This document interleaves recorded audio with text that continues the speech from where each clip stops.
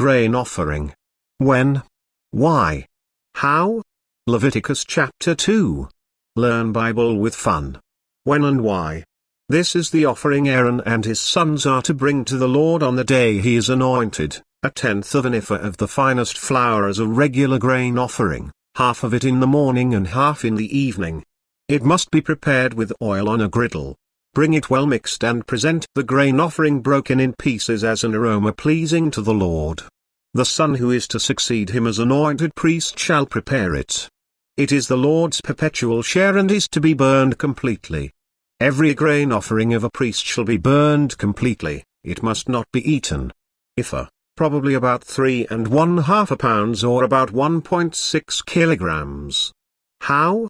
He shall take out the memorial portion from the grain offering and burn it on the altar as a food offering, an aroma pleasing to the Lord.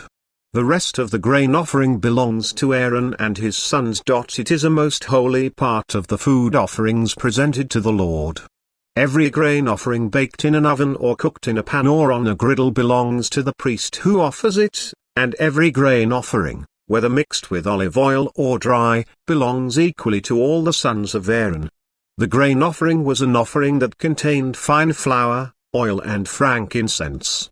It was brought by people who could not afford to offer an animal as offering. The offering was made from fine flour and could be made into cakes or wafers. The fine flour was mingled with oil. The cakes or wafers could be baked, grilled or fried. But the offering could not be made with yeast or honey as these were forbidden to be burnt in an offering to God. Salt had to be put on all the grain offerings. Salt was the symbol of God's agreement with them that lasted forever. Salt could not be left out and had to be added. The offering was broken into pieces and oil added. Frankincense was then added. The offering was then brought to the priests, the sons of Aaron. The priest took a handful of the offering covered with oil and frankincense and placed it on the altar to be burnt by fire. The remainder of the offering was for the priests. The grain from the first harvest had a special treatment.